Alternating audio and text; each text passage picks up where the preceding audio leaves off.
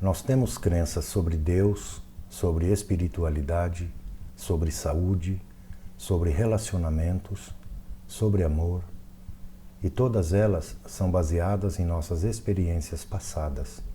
Mas a maioria dessas crenças, nós sequer sabemos que acreditamos nelas, porque nós pensamos que elas são verdadeiras e porque elas não estão funcionando primariamente na mente consciente. Assim, se você pegar uma crença e outra crença e outra crença e fizer uma pilha delas, você começa a formar aquilo que é chamado de percepção. Percepções têm tudo a ver com os nossos relacionamentos, com as coisas que criamos, com os comportamentos que demonstramos e mesmo com as escolhas que fazemos nos nossos relacionamentos. E por que isso é importante? Porque se crenças são estados de ser subconscientes e você está amarrando essas crenças juntas, então a maioria das pessoas está vendo suas vidas através das lentes do passado, inconscientemente, e elas estão preenchendo a realidade com suas memórias passadas. Nós sabemos que isso é verdade porque fizeram um extraordinário experimento onde recrutaram um grupo de pessoas e pediram para que usassem lentes que estavam pintadas uma cor em cada metade. Então, quando elas olhavam para um lado, elas viam uma cor, e quando olhavam para o outro lado, viam outra cor. Então disseram para elas para usarem as lentes todos os dias, por 2 semanas. Levem seus filhos para a escola, façam as coisas que fazem nos seus trabalhos, vão às compras, exercitem-se, vivam a vida. No final de 2 semanas, os pesquisadores trouxeram essas pessoas para o laboratório e disseram: olhe para a esquerda, qual a cor que você vê? Olhe para a direita, qual a cor que você vê? Nós não vemos nenhuma cor. Isso nos diz algumas coisas. Os olhos não veem, o cérebro vê. Mas o mais enfaticamente importante é que aquelas pessoas estavam preenchendo suas realidades externas baseadas em suas memórias. Se elas estivessem realmente vendo, elas estariam vendo as cores das lentes, certo? Então, em nossas percepções, nós estamos sobrepondo os nossos futuros. Nós estamos sobrepondo o momento presente com as nossas memórias do passado. E isso começa a diminuir as possibilidades e a fechar os caminhos através dos quais nós navegamos e funcionamos em nossas vidas.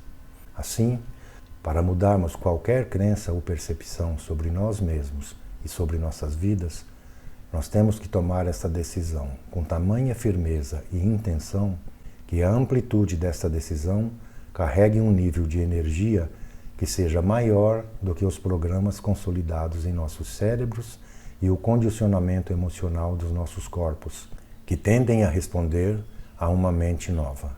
Em outras palavras, a escolha torna-se em uma experiência que as pessoas jamais esquecerão, porque a experiência interna começa a reorganizar os circuitos neurais em seus cérebros e envia uma nova assinatura emocional para os seus corpos. E neste momento, as pessoas começam a ser liberadas dos seus passados. Pense sobre isso. Como é que um pastor no extremo sul dos Estados Unidos move-se para um estado de fé tão absoluta que ele toma estricnina e não sofre nenhum efeito biológico? Ou a mãe, cujo filho ficou preso embaixo do carro, que é capaz de levantar o carro e puxar a criança? Ela não disse: eu não me exercito há 2 semanas. Oh, meu Deus, eu comi carboidratos ontem. Ela não está em nenhum estado polarizado.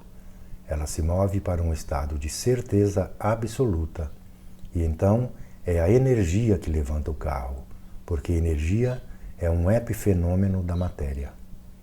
E quando ela fez aquela mudança internamente, o seu corpo literalmente respondeu a uma mente nova. Então, para que possamos ser capazes de mudar nossas crenças sobre espiritualidade, sobre dinheiro, sobre relacionamentos, nós temos que sair do estado de repouso E a experiência interna tem que ser transcendental, ou maior do que qualquer experiência passada. E é então que a biologia começa a mudar. As pessoas vivem a maioria de suas vidas em sentimentos familiares. Você acorda pela manhã como José. Você olha para o lado e vê a sua esposa, e você se lembra dela. O que acorda algumas redes neurais no seu cérebro. Você tem algum sentimento por ela baseado em experiências passadas. Você está deitado na cama e começa a pensar sobre todos os problemas que você tem. E cada um desses pensamentos começa a produzir certas emoções e você começa a reafirmar a sua identidade. E você começa a olhar para aquela cômoda que a sua avó te deu. Inconscientemente, você percebe a cômoda como alguma coisa. Então você vai ao banheiro, você pensa sobre uma xícara de café, você vai e toma o café, volta ao banheiro, toma banho, veste-se, depois checa os e-mails. Existe uma rotina que você executa, porque essas emoções familiares nos aterram às nossas identidades. Então, no momento em que estivermos nos sentindo da mesma maneira todos os dias, de repente, nós começamos a viver as nossas vidas a partir de uma biologia particular. Então, você começa a pensar sobre tudo o que é conhecido, tudo o que você faz, todas as pessoas que você precisa ver, todos os lugares que precisa ir, as coisas que precisa fazer em um horário específico, e você antecipa os sentimentos de cada um daqueles eventos. Você começa a pensar como eles farão você se sentir. Ah, eu tenho que ver aquela pessoa, eu preciso ir fazer compras, eu tenho que fazer isso e aquilo. E a razão pela qual você está tendo um pensamento que está produzindo uma emoção significa que você pode predizer o futuro, ou seja, você saberá como irá se sentir. Então, se você pode predizer o futuro e o sentimento que ele irá provocar, significa que nada novo está acontecendo na sua vida, porque uma nova experiência deveria ter uma nova emoção. Então as pessoas começam a selecionar o que é conhecido em suas vidas e elas abraçam isso emocionalmente. E o que estão fazendo é que estão limitando as suas possibilidades. E isso limita o espaço para que algo desconhecido ou incomum possa acontecer, porque seus corpos estão programados para um futuro previsível, baseados em emoções ou memórias do passado. Certas coisas em nossas vidas trazem prazer. Se você começar a pensar sobre uma xícara de café ou estiver olhando para o seu novo filhotinho de cachorro, ou você volta para casa e vê sua esposa, ou seja lá o que for, é você que seleciona esses pensamentos na sua mente. E se tem uma recompensa que acompanha tudo isso, alguma coisa que traz um bom sentimento, o efeito maravilhoso é que o seu cérebro começa a produzir a química exata em antecipação àquele evento. Assim, seu corpo começa a antecipar ou esperar por aquele futuro e ele se prepara para o evento. Agora, não há nada errado com isso, com o fato de você estar antecipando a recompensa, mas a antítese começa a se transformar em um problema. Ou seja, quando você está pensando que tem que ir para o trabalho e se sentar próximo a um colega a quem você odeia e julga, quando você está pensando que ao acordar pela manhã você terá que olhar para a dor nas suas costas e lá está ela porque você procura por ela, e você tem prazo para concluir algum projeto e isto está tomando todo o seu tempo e energia. As pessoas têm problemas em suas vidas que têm correlações emocionais. Então, quando elas começam a olhar para esses problemas e essas coisas em suas vidas baseadas no conhecido, elas começam a criar as mesmas emoções que as mantêm escravizadas às experiências passadas e a realidade permanece exatamente igual. Então, se sentimentos e emoções são o produto final de experiências passadas, e você pode relembrar experiências mais facilmente, porque você pode relembrar como elas fazem você se sentir, e elas são emoções familiares, isso significa duas coisas. A primeira é que nada de novo está acontecendo na sua vida. E a segunda é que se você não pode pensar maior do que a maneira como se sente, ou sentimentos se transformaram na forma de pensar, então você está literalmente pensando no passado e a sua vida irá refletir isso. Conseguir fazer com que as pessoas comecem a mudar isso do antigo eu para o novo eu realmente requer uma tremenda quantidade de consciência. E é aí que o meu trabalho entra em cena. De acordo com o modelo psicológico e científico, a maioria das pessoas, em seus dias normais, gasta 70% do tempo vivendo em estresse. E viver em estresse é viver em estado de sobrevivência.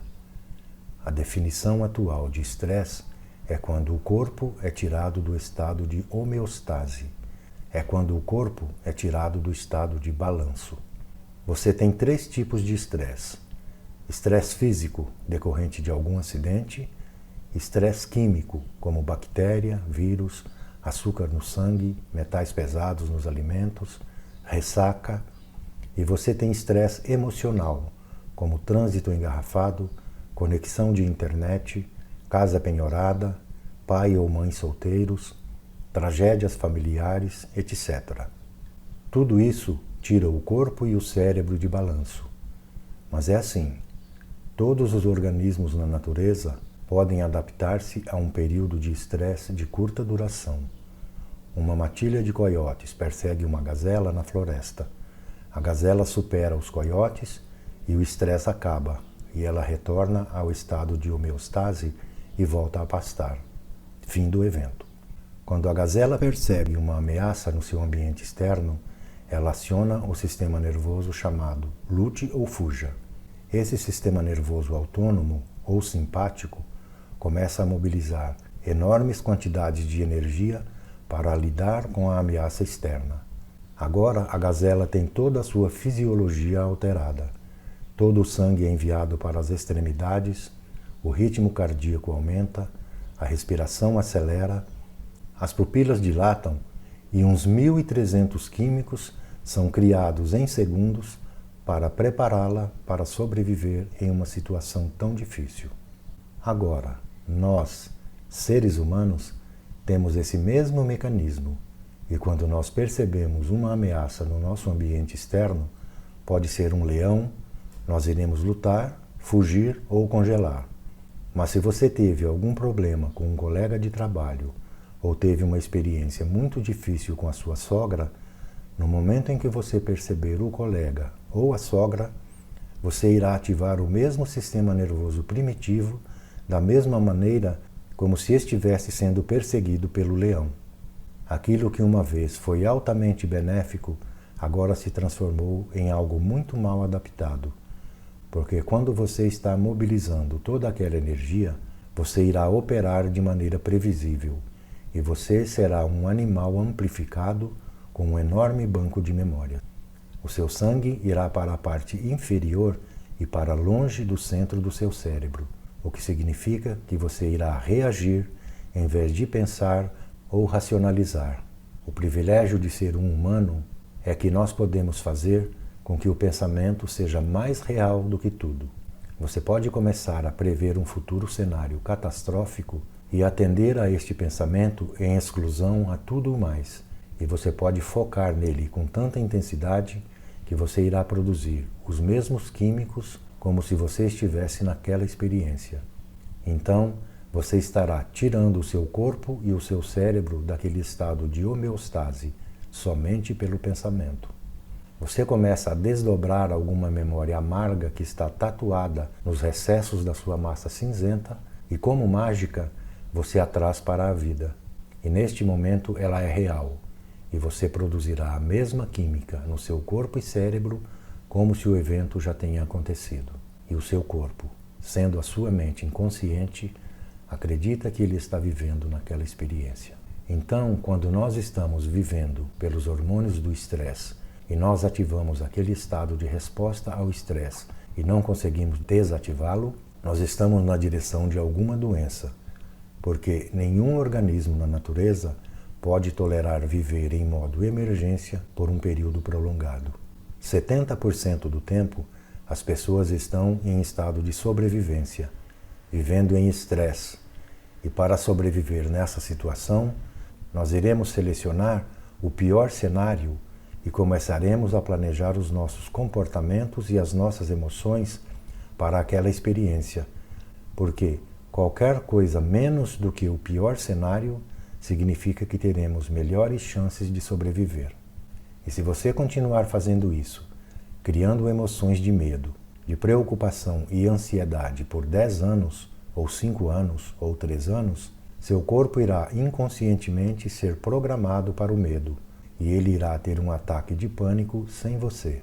Tente, como puder, interromper este ataque com a sua mente consciente. Você o programou subconscientemente. E agora, o corpo, sendo a mente, está dirigindo o show. Os hormônios do estresse criam as emoções de raiva, agressão, hostilidade, violência, frustração, ódio, medo, culpa, vergonha, desesperança, impotência, depressão. E quando vivemos imersos nesses hormônios, nós nos tornamos muito egoístas. Por quê? Porque quando nós estamos em modo sobrevivência, nós temos que tomar conta de nós mesmos. Nossa atenção está no ambiente externo, porque tem predadores lá. E um jorro de adrenalina faz com que os nossos sentidos fiquem altamente alertas. E nós ficamos materialistas. E estamos sempre tentando prever o futuro, porque há mais chances de sobreviver se prevermos o futuro baseados no passado. E quando isso acontece em exagero, o corpo começa a se desfazer, porque este é um fato científico. Os hormônios do estresse desregulam genes e isso cria doenças ao longo do tempo. Assim, se você pode iniciar o processo de resposta ao estresse somente com seu pensamento e os hormônios do estresse podem te deixar doente, então seus pensamentos podem literalmente te adoecer. Então a questão é, se os seus pensamentos podem te adoecer, seria possível que os seus pensamentos poderiam curá-lo?